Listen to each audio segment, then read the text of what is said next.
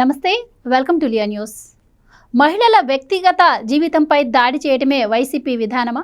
YCP అంటే ఇప్పటికే బూతుల పార్టీ అని, ఆడవాళ్లకు విలువివ్వరు అని చెప్పి ప్రజల్లో అనుకుంటూ ఉంటారు.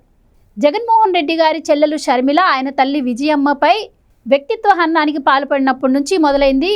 ఇప్పుడు వేమిరెడ్డి ప్రశాంతి రెడ్డి టీడీపీ ఎమ్మెల్యే వరకు వచ్చి ఆగింది. అసలు రాజకీయాల పరంగా రాజకీయ విమర్శలు కామన్, విమర్శలు ప్రతి విమర్శలు ఉంటూనే ఉంటాయి. కానీ ఒక వ్యక్తి, మహిళ ఎమ్మెల్యే జీవితం గురించి ఈ విధంగా రాజకీయ నాయకులే మాట్లాడటం ఏ విధంగా చూడాలి? మరి ఎమ్మెల్యే పరిస్థితే ఇలా ఉంటే ఇంకా నార్మల్ ఆడవాళ్ళ పరిస్థితి ఏ విధంగా ఉండే అవకాశం ఉంది? మరి వైసీపీ సాంప్రదాయం గురించి, అలాగే నల్లపురెడ్డి ప్రసన్న కుమార్ రెడ్డి గారి వ్యాఖ్యల గురించి తెలుసుకుందాం. మనతో పాటున్నారు senior political analyst Adusumalli Srinivas గారు. నమస్కారం సార్. నమస్కారం అండి. సార్, మీరు కూడా వినే ఉంటారు నల్లపురెడ్డి ప్రసన్న కుమార్ రెడ్డి గారి వ్యాఖ్యలు. ఆయన రాజకీయంగా విమర్శలు ప్రతి విమర్శలు కామన్. ఇప్పుడు నేను చెప్పినట్టు అది పరిధి దాటి ఆయన కుటుంబం నుంచి వచ్చినటువంటి వ్యక్తే ఈ మహిళ కూడా. కానీ అది విచక్షణ జ్ఞానం కోల్పోయి ఆవిడ వ్యక్తిగత జీవితం గురించి మాట్లాడడమే కాకుండా ఆయనకు ముక్కుపాచలారని ఒక అమ్మాయిని తీసుకొచ్చి పెళ్లి చేస్తాను అని కూడా అనడం ఎలా చూడొచ్చు అంటారు? ఇది ఎంతవరకు కరెక్ట్ అంటారు? ఇప్పుడు ఏమవుతుందంటే అండి, రాజకీయాలు రాను ఎంత దిగజారిపోయినాయి అంటే కొంతమంది వ్యక్తుల వల్ల టోటల్గా రాజకీయ నాయకులు రాజకీయం అంటేనే అసహ్యం పుట్టేలాగా వీళ్ళ వ్యవహారం కనపడుతూ ఉందండి. నిజానికి ఇలాంటి వాళ్ళు 10-20% ఉంటారు. మిగతా వాళ్ళందరూ కూడా బాధ్యతగా మాట్లాడతారు.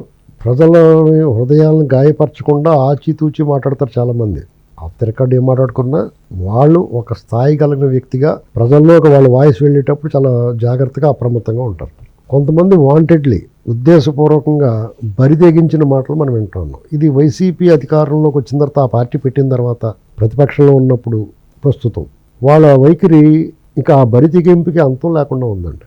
అంటే ఏ విషయం మీదన్నా సరే వ్యక్తుల్ని, గౌరవప్రదమైన స్థానాల్లో ఉన్న వాళ్ళని, సమాజంలో కొంతమందిని టార్గెట్ చేసుకుని కులాల పరంగా, మతాల పరంగా వాళ్ళ స్టోరీని మాట్లాడుతారు. ఇంకెంత దిగజారంటే మహిళల పట్ల కూడా ఒక వ్యక్తిని ఎదుర్కోలేకపోతే, ఒక వ్యక్తి ఉన్నతిని చూసి సహించలేకపోతే వాళ్ళ విజయాల పట్ల అసూయతోటి వాళ్ళ వ్యక్తిత్వ హననం చేయడం అనేటువంటిది మొదలెట్టారు. అంటే సాధారణంగా మహిళల్ని మానసికంగా కృంగదీసే విషయం వాళ్ళ క్యారెక్టర్ అసాసినేషన్ చేస్తాం. చాలా దారుణమైన విషయం అన్నమాట. ఎందుకంటే పాపం స్త్రీ అత్యంత శక్తివంతురాలు, దృఢమైన సంకల్పం ఉంటుంది, దృఢ చిత్తం కలిగి ఉంటారు. వాళ్ళని వాళ్ళ క్యారెక్టర్ మీద దెబ్బ కొట్టేసి బలహీనం చేస్తారు. సాధారణ మన ఇంట్లో కూడా జరుగుతుంది అది. ఇప్పుడు మనం సోదరుల కింద ఉంటారు, తల్లిదండ్రులుగా ఉంటారు, చుట్టాల బంధువుల్లాగా ఉంటారు, స్నేహితుల్లా ఉంటారు. వాళ్ళందరూ కూడా ఒక్కొక్కసారి మీరు ఆడపిల్ల కూడా ఎదుర్కొనే ఉంటారు. ఎందుకంటే ఏదో రూపంలో ఆ క్యారెక్టర్ని, ఆ మనిషిని తగ్గించే విధంగా, కించపరిచే విధంగా వ్యాఖ్యానం చేస్తారు. దాంతో దానికి సమాధానం చెప్పకుండా ఉండలేక సతమతం అవుతా, మదన పడతా, డిప్రెషన్లో అవుతారు. ఇది సాధారణంగా జరిగేది. ఇది బాగా చదువుకున్న వాళ్ళైనా సరే దీనికి లైన్ హార్టెడ్ కావాలి, లైన్ హార్టెడ్ అయి ఉండాలి. అంటే చాలా దృఢచిత్తం కలిగి ఉండాలి దాన్ని ఎదుర్కోవాలంటే. అలా ఎదుర్కొని రాజకీయాల్లో రాణించి విజయాలు పొంది ఒక స్థానం, గౌరవనీయ స్థానంలో ఉన్న వాళ్ళని కూడా వీళ్ళు అక్కడ అనకాడలేదు. ఇప్పుడు నల్లపురెడ్డి ప్రసన్న కుమార్ రెడ్డి, ఆవిడ పట్ల నీకేమన్నా అభ్యంతరాలు ఉంటే, ఆవిడ పనితీరు పట్ల, ఆవిడ ఎమ్మెల్యే అధికార పక్షం, నువ్వు ఓడిపోయిన ఎమ్మెల్యే, నువ్వు వాళ్ళ ప్రత్యర్థి పార్టీకి చెందిన వాడివి. వాళ్ళ పార్టీ పనితీరు కానీ, ప్రభుత్వ పనితీరు కానీ, ఎమ్మెల్యేగా ఆవిడ పనితీరు కానీ నీకు నచ్చకపోయినా, ప్రజలకు కష్టం కలుగుతున్నా నువ్వు ఖచ్చితంగా విమర్శించాలి, విమర్శించి తీరాలి. నువ్వు ఎత్తి చూపించాలి సమస్యని. ఆ సమస్య పరిష్కారం కోసం నువ్వు పోరాడాలి. అవసరమైతే వాళ్ళని నిలదీయాలి. అది ఎప్పుడు కూడా తప్పు కాదు. ప్రజాస్వామ్యంలో నీ భావ ప్రకటన స్వేచ్ఛకి ఎవరు అభ్యంతరం చెప్పరు. కానీ ఇంత దారుణంగా పరుష పదజాలమే కాకుండా ఆవిడ క్యారెక్టర్ని అసాసినేట్ చేయటం, ఆవిడ అవమానకరంగా కించపరిచేలా వ్యాఖ్యానం చేయటం, ఇది ఏ రకంగా నీ గౌరవం అనిపిస్తుంది? నిన్ను ఎందుకు క్షమించాలి? ఈ ప్రభుత్వం నిన్ను ఇమీడియట్గా ఎందుకు అరెస్ట్ చేయకూడదు? దీనికి ఆలోచించుకోవాలి.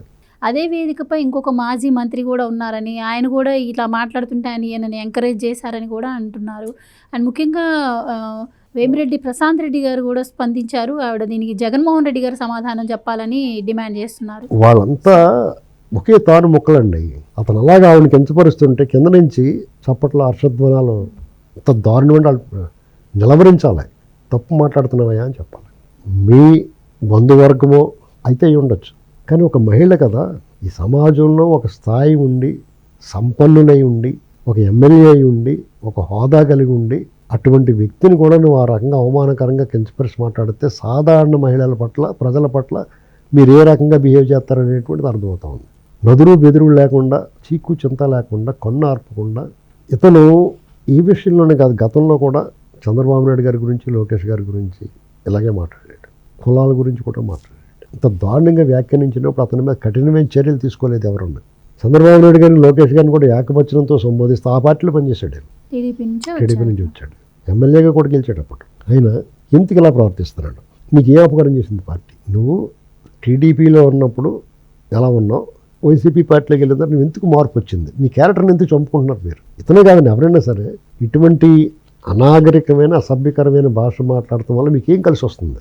మీ కుటుంబమే మిమ్మల్ని ఎంకరేజ్ చేయదు కదా. ఇప్పుడు మీ ఇంట్లో వాళ్ళు కూడా ఒక స్త్రీని అలాగ అవమానిస్తే ఒప్పుకుంటారా? తప్పు కదండి అది. ఈ ప్రభుత్వం చంద్రబాబు నాయుడు గారు ముఖ్యమంత్రిగా గతంలోనూ ఇప్పుడు కూడా ఒక మాట చెప్పాడు ఆయన. మహిళల్ని అవమానించిన, వేధించిన, అత్యాచారాలు చేసిన అదే ఆఖరి రోజు అని చెప్పాడు. చంద్రబాబు నాయుడు గారు ఆ మాట నిలబెట్టుకోవాలి. ఖచ్చితంగా ఇతన్ని బిహైండ్ ది బార్స్ అదుపులో తీసుకుని అరెస్ట్ చేసి కటకటాల వెనక్కి పంపించాలి. అది టీడీపీ కార్యకర్త కిరణ్ గారి విషయంలో కూడా అదే జరిగింది కదా సార్. ఇక్కడ భారతి గారిని ఏదో అన్నారని చెప్పి ఇప్పుడు చంద్రబాబు నాయుడు గారు గొప్పతనం ఏంటంటే తమ్ముడు తనవాడైనా ధర్మమే అనుకుంటాడు. ఆ విషయంలో పార్టీ కార్యకర్త పట్ల కూడా వివక్ష చూపించకుండా యుద్ధ ప్రాతిపదికన అరెస్ట్ చేసి అతన్ని జైలుకి పంపించారు. వీళ్ళ విషయంలో అప్పుడు ఆలస్యం అయిపోయింది. 24 గంటలు అయిపోతుంది. ఇది రాంగ్ మెసేజ్ పోద్ది. ఒక ధనవంతుడు పెద్దవాడు మాజీ ఎమ్మెల్యేలు అయితే ఒకలాగాను, ఒక సామాజిక కార్యకర్త ఒకలాగా అనేటువంటి ఆ మెసేజ్ పోనివ్వండి. మాకు ఎవరైనా ఒకటే, మహిళల పట్ల తప్పుడుగా మాట్లాడిన వాళ్ళు ఎవరైనా సరే తోలు తీసేస్తాం అనేటువంటి మాట ఏదైతే చెప్పారో అది నేను నిలబెట్టుకోవాలి. పోలీసులు ఏం చేయాలంటే కొంచెం ఎందుకన్నా మంచిది, న్యాయస్థానాల్లో ఇతను ఎక్కడ అరెస్ట్ చేస్తారో, ఏ కోర్టుకు పెట్టదలుచుకున్నారో ఆ జడ్జి గారి దగ్గరికి వెళ్ళి ఏమంటే బాబు ఇలాగ అరెస్ట్ చేద్దాం అనుకుంటున్నాం, పర్లేదు అంటారని అడిగి అప్పుడు అరెస్ట్ చేస్తే మంచిది. ఆయన అనుమతి తీసుకుని. ఎందుకంటే ఆయనకి వెళ్ళిన తర్వాత మీరు ఎందుకు అరెస్ట్ చేశారు, మీకు బుద్ధి లేదా గట్టా అని తిడుతున్నారు అనుకుంటాను. ఈ మధ్యన కొంచెం జడ్జీలు మందలిస్తున్నారు పోలీసులని. ఎలా చేయమంటారు ఏటో చెప్తే అలాగే చేస్తామని చెప్పి ముందుగానే అనుమతి తీసుకుని చేస్తే మంచిదని నా ఉద్దేశం. అంటే ఇది హితం. న్యాయస్థానాలు గౌరవించాలి. ఇప్పుడు అడిగిబిడిగా ఏదో అడావిడిగా అరెస్ట్ చేసి తర్వాత జడ్జి గారు వీళ్ళని మందలించి ఇవన్నీ అనవసరం. ముందుగానే ఇదిగో అంత దారుణంగా మాట్లాడేయండి జడ్జి గారండి, ఇదిగో చూడండి పాపం ఆవిడ ఎలా మాట్లాడాడు, మీకు విన్నవించుకుంటున్నాం, మీరు ఏం చేయమంటే చేస్తా ఉండండి. అయితే సార్ ఇప్పటికే మహిళా సంఘాలన్నీ కూడా బగ్గుమంటున్నాయి, చాలా ఆగ్రహంతో ఉన్నాయి. మరి దీనికి సమాజం సభ్య సమాజం హర్షించదు. మహిళా సంఘాలన్నీ కూడా తీవ్ర నిరసన వ్యక్తం చేస్తాయి.